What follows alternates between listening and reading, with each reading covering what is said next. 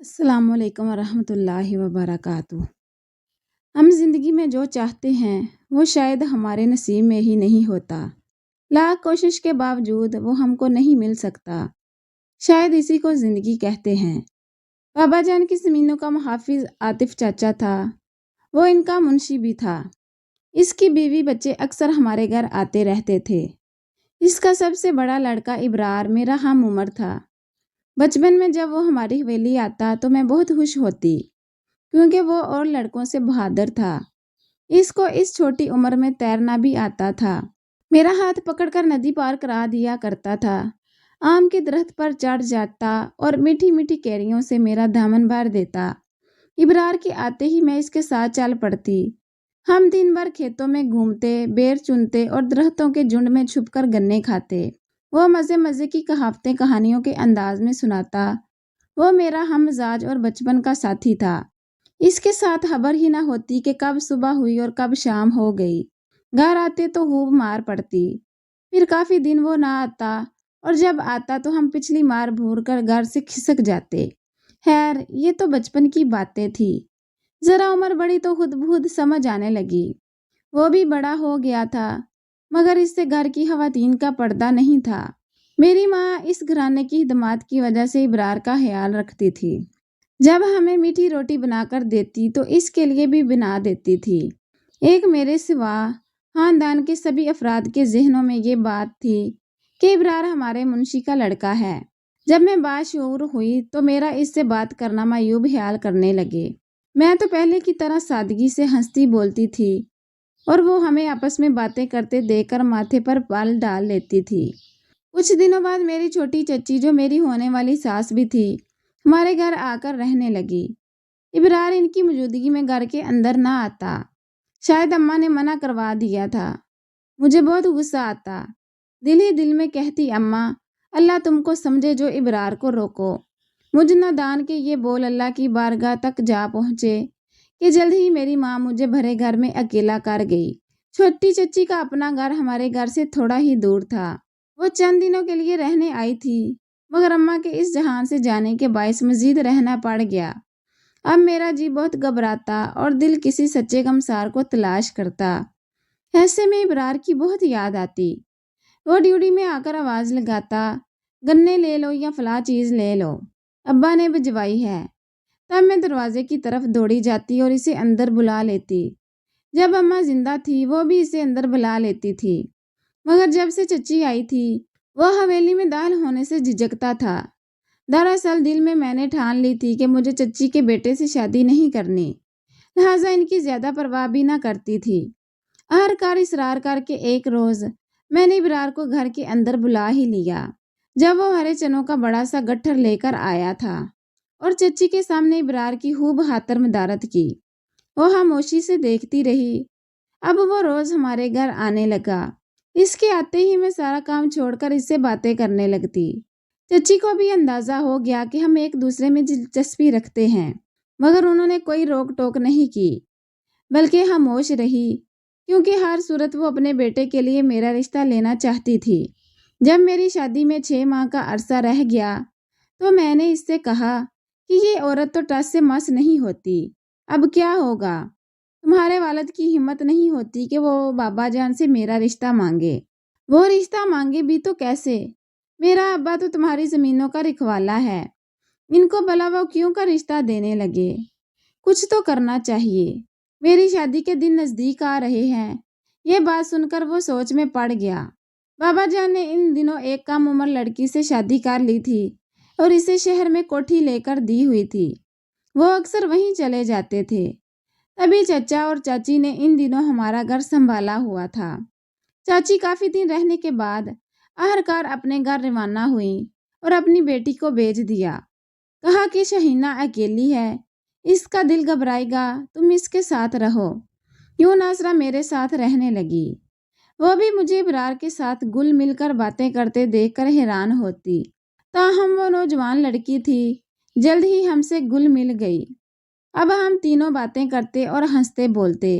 ابرار کی باتیں ناصرہ کو اچھی لگتی، اگرچہ وہ بہت احتیاط کرتا کہ ناصرہ کو ہم پر شک نہ ہو جائے، لیکن میں پرواہ نہ کرتی۔ بلکہ چاہتی تھی اسے پتہ چل جائے کہ میں ابرار کو پسند کرتی ہوں، تاکہ اپنے بھائی کو منع کر دے۔ لیکن ناصرہ سے کسی نے کچھ نہ کہا۔ ایک دن جب میں اور ابرار کمرے میں بیٹھے تھے اور میں آئندہ زندگی کے خدشوں کا اظہار کر کے رو رہی تھی کہ بابا جان آ گئے۔ ناصرہ نے اس کو چھپا دیا۔ بابا جان ہمارے کمرے میں آئے اور مجھے روتا دیکھ کر پوچھا، یہ کیوں رو رہی ہے؟ وہ بولی اپنی امی کو یاد کر کے رو رہی ہے۔ وہ چلے گئے تو میں نے اس سے پوچھا، ناصرہ تم نے بابا جان کو بتا کیوں نہ دیا کہ میں کیوں رو رہی تھی؟ کہنے لگی، تم میرے تایا کی بیٹی ہو اور میں نہیں چاہتی کہ وہ تمہیں یا ابرار کو مار ڈالیں۔ میری شادی میں 4 ماہ رہ گئے تھے اور مسئلہ جوں کا توں برقرار تھا۔ جب وہ آتا میں اس پر غصہ اتارتی۔ تنگ آ کر اس نے کہا، ایک ہی راستہ ہے کہ ہم مرضی کی شادی کر لیں۔ اگر تم ایسی شادی پر تیار ہو تو چلو نکاح کر لیتے ہیں۔ میں تیار ہوں، میں نے جواب دیا۔ اس نے کہا کہ میں اپنے دوست سے بات کر لوں، وہ ساتھ والے گاؤں میں رہتا ہے، وہ اپنی گاڑی پر ہمیں شہر لے جائے گا، ہم نکاح پڑھوا کر آ جائیں گے۔ اس نے دوست سے مشورہ کیا۔ اس نے کہا کہ شہینہ کا شناختی کارڈ ضروری ہے، تبھی تم لوگ کورٹ میرج کر سکتے ہو، ورنہ گرفتار ہو جاؤ گے یا پھر میرے گھر پر مولوی صاحب تمہارا نکاح پڑھوا دیں گے۔ نکاح نامہ بھی بنائیں گے مگر نکاح شرعی ہوگا۔ میری عمر تب 16 سال ہوگی۔ ان دنوں شناختی کارڈ بننے کا سلسلہ شروع ہو چکا تھا، لہٰذا میں نے شرعی نکاح پر رضامندی دے دی، یہ سوچے سمجھے بغیر کہ اس کے بعد کیا ہوگا۔ بہرحال میں نے ناصرہ سے کہا کہ تم کسی کو مت بتانا، میں تھوڑی دیر کے لیے اپنی سہیلی کے گھر جا رہی ہوں۔ اس کے تو وہم و گمان میں بھی نہیں تھا کہ میں کیا کرنے جا رہی ہوں۔ ہمارے گاؤں سے دوسرے گاؤں کا راستہ 1 گھنٹے کا تھا۔ ہم صبح سویرے نکلے۔ میں نے کھیتوں میں جا کر ایک جگہ درختوں کے گھنے جھنڈ میں چھپ کر برقع اوڑھا اور سڑک پر آ گئی۔ وہاں گاڑی کھڑی تھی۔ ابرار کے دوست نے اپنے ایک اور دوست کے گھر میں نکاح کا انتظام کیا تھا۔ وہ شادی شدہ تھا۔ گھر میں اس کی بیوی اور 3 رشتہ دار عورتیں بھی موجود تھیں۔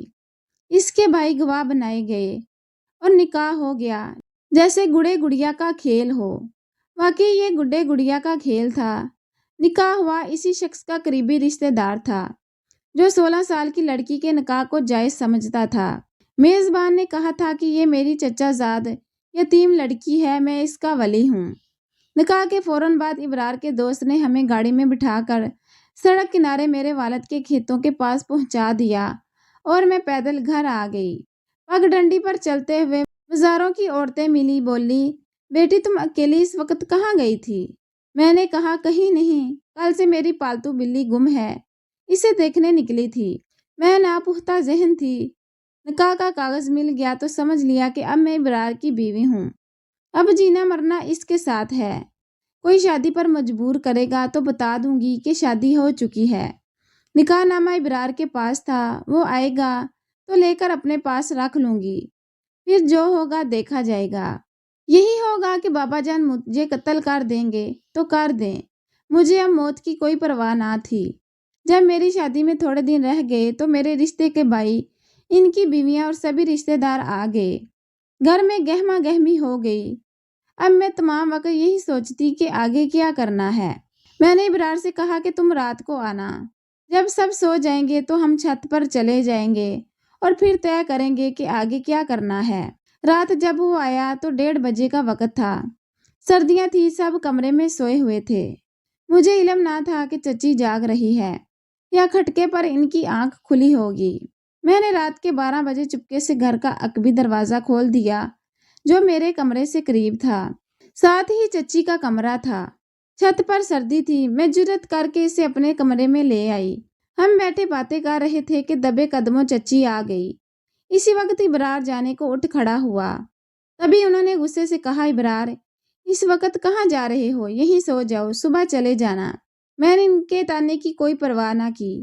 صبح وہ کہنے لگی کہ جوان لڑکی کو یوں رات کے وقت کسی غیر شخص سے نہ ملنا چاہیے، میں تمہاری ماں کی طرح ہوں، تبھی لب سیے ہوئے ہیں۔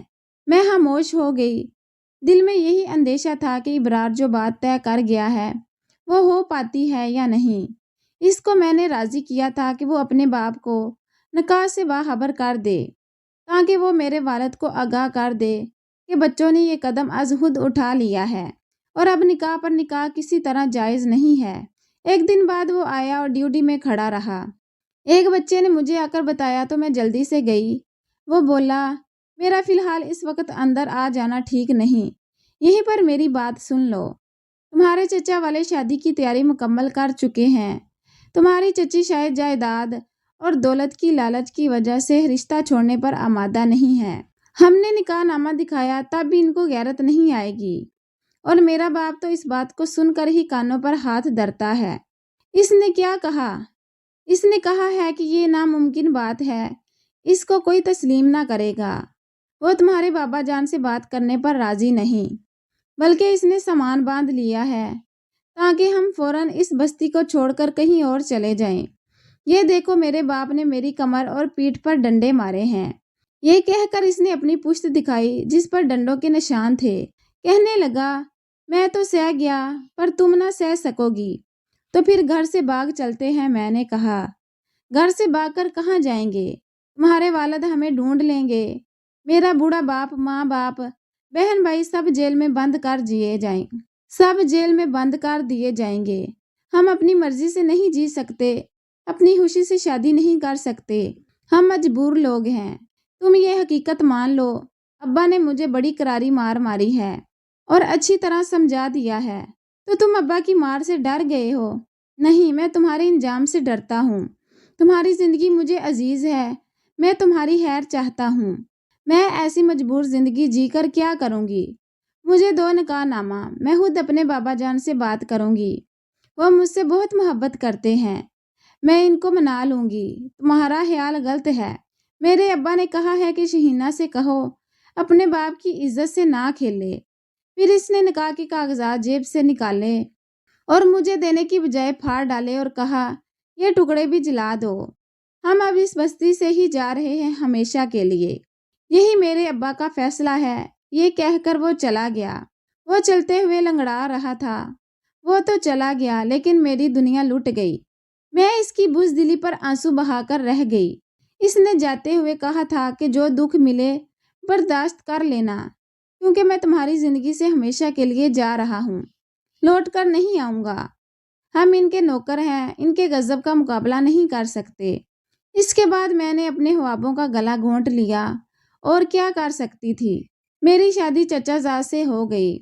ساس شاید مجھ پر ظلم ڈھاتی، مگر میں ایک بڑی جائیداد کی اکلوتی وارث تھی، اس وجہ سے اس نے اپنی زبان سی لی، بلکہ مجھ سے پیار سے پیش آتی تھی، سمجھاتی تھی کہ بیٹی، شادی گڈے گڈیا کا کھیل نہیں، جس مرتبے والے گھرانے سے لڑکی ہو اس کا جیون ساتھی بھی اسی کے ہم پلہ ہونا چاہیے۔ چچی کا شروع میں سمجھانا مجھے زہر لگتا تھا، لیکن رفتہ رفتہ جب جدائی کے در سے گزری، پختگی آنے لگی اور میں نے سمجھنا شروع کر دیا۔ واقعی وہ ٹھیک کہتی تھیں، ہم ان دنوں ناپختہ ذہن بچے تھے اور وہ عقل مند عورت تھی، ہمارے معاملے کو حقیقت کی آنکھ سے دیکھ رہی تھی۔ ان کی خاموشی نے ہمیں بھیانک سانحے سے بچا لیا۔ ابرار بہادر نہ تھا، اگر وہ بہادر ہوتا تو میں اس کے ساتھ موت بھی قبول کر لیتی، مگر میں نے سمجھوتا کیا، جو دکھ ملا برداشت کیا، شاید اسی کا نام زندگی ہے۔